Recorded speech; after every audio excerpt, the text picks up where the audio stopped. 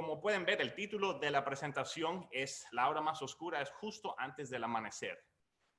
Y en esta presentación voy a hacer un sobrepaso sobre todo lo que es en los mercados en términos de la economía, pero la gran mayoría de la presentación va a ser sobre data que estamos recibiendo real time sobre la pandemia y la progresión del coronavirus. Y por último, vamos a terminar con un deep dive en lo que es el mercado de high yield, junk bonds, como decimos, para darles a ustedes nuestra opinión sobre ese asset class. Primero, obviamente, como hemos estado diciendo por los últimos 3 semanas, la economía global está en una profunda recesión, ¿verdad? El crecimiento debería recuperarse en el tercer trimestre, a lo largo que las medidas tomadas para compensar por la lenta respuesta inicial a la crisis se relajen y las medidas existentes se calibren con un fin de reducir la angustia económica.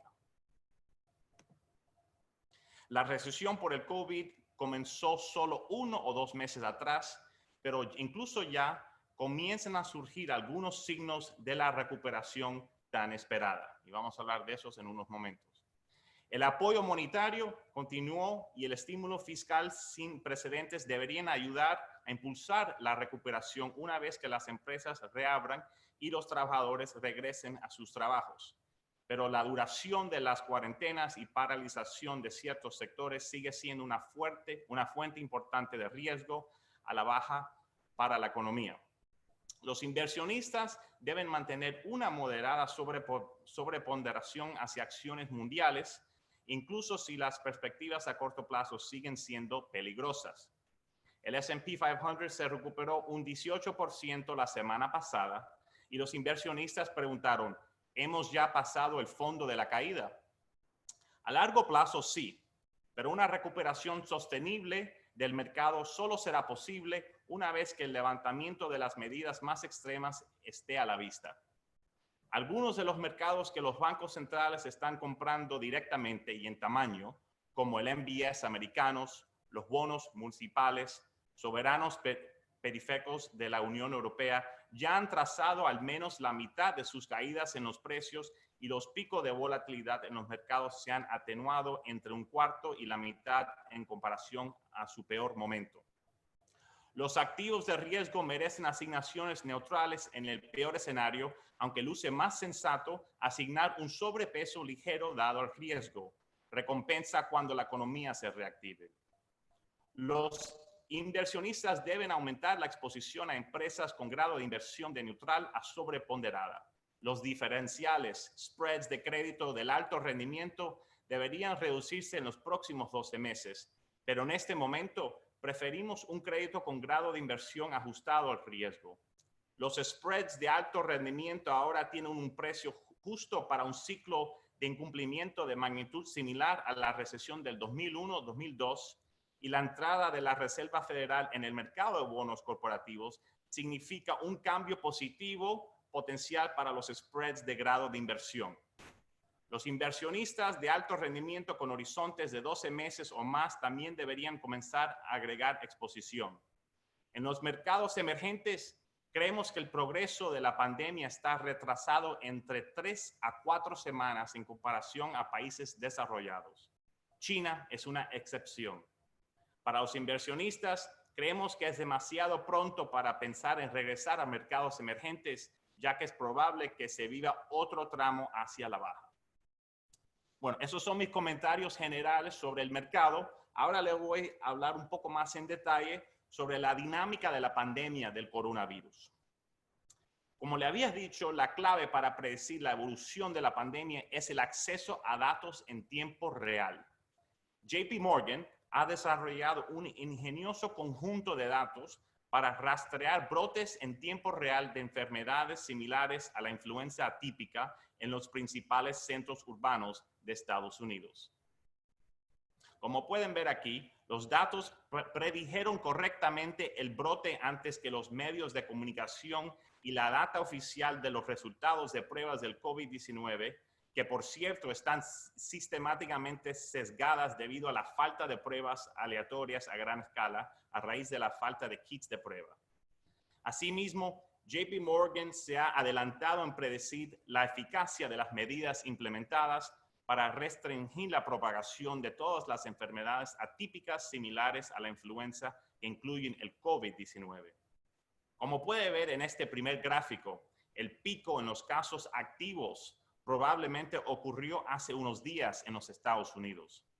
Sin embargo, la tasa de hospitalización probablemente esté llegando a su punto máximo en lugares como Nueva York, lo que significa que la curva se ha aplanado esencialmente y el sistema está protegido contra desbordamientos más allá de su capacidad. Aquí pueden ver esa dinámica en esta gráfica aquí. Las próximas 2 semanas son muy importantes en los Estados Unidos. Déjenme repetir esa frase otra vez. Las próximas 2 semanas son muy importantes en los Estados Unidos. Necesitamos comenzar a ver estos datos que en tiempo real reflejados en los números de pruebas oficiales publicados por los gobiernos estatales y locales. O sea, tenemos que ver que esta data que estamos viendo ahora en pantalla, que es en tiempo real, se empiece a reflejar en la data oficial que está saliendo a través de los países y a través de los gobiernos locales y municipales en Estados Unidos. En otras palabras, necesitamos ver una estabilización y luego la posterior disminución de la tasa de infección diaria en Estados Unidos, especialmente en la ciudad de Nueva York. Es probable que los precios de los activos riesgosos se vean sometidos a una presión renovada si no surgiere una nivelación en los casos nuevos. Por el contrario, los mercados recibirán con una bienvenida cualquier signo del pico en nuevos casos que surjan la próxima semana. La historia reciente también está de nuestro lado. Pasaron 27 días después de que se implementará un estricto distanciamiento social en Wuhan antes de que las muertes diarias alcanzaron su punto máximo.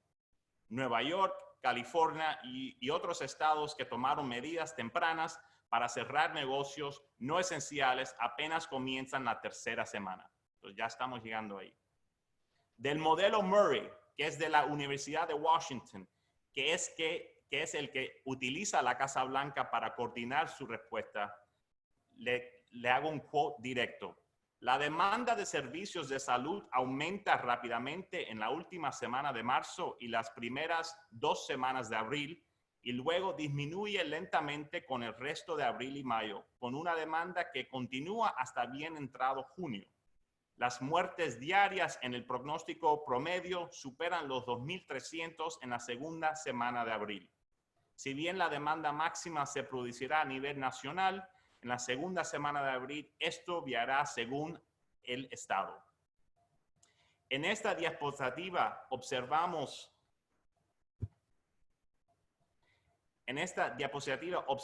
el crecimiento diario de casos acumulados del COVID-19 en Estados Unidos, con su promedio móvil de 5 días desacelerando hacia el punto clave del 10%. El cual se ha demostrado que precedió al pico en casos activos tanto en Italia como China. O sea, para que puedan ver, en este gráfico lo que están viendo es algo que se llama el Cumulative Growth Rate. Cumulative Daily Growth Rate, así se dice en inglés. Esto viene de data a través de Johns Hopkins University. Y lo que vimos en Italia y en China antes de eso es que cuando esa tasa tocó el 10% e incluso bajó después del 10%, el número de casos activos empezó a bajarse de una forma acelerada. Cuando esta tasa de crecimiento acumulado cae a un solo dígito, las tasas de muerte y recuperación tienen un mayor potencial para superar los nuevos casos confirmados. De acuerdo con los datos de la Universidad Johns Hopkins, las tasas de crecimiento diario de casos confirmados acumulados del estado y la ciudad de Nueva York y sus promedios móviles de 5 días todavía se encuentran por encima del umbral del 10%, pero estos brotes parecen haberse desarrollado a ritmos más rápidos que la trayectoria del brote italiano. Los participantes en el mercado probablemente vean la trayectoria italiana como un caso base para los brotes regionales en Estados Unidos. Por lo tanto, una disminución de la tasa de crecimiento diario de Nueva York hacia solo un dígito durante la próxima semana, más o menos, podría presentar un signo positivo muy significativo para el sentimiento del mercado. El siguiente gráfico muestra que desde una perspectiva global, las estadísticas muestran una mejora en relación a la disminución de la tasa de crecimiento diaria por debajo del umbral del 10%.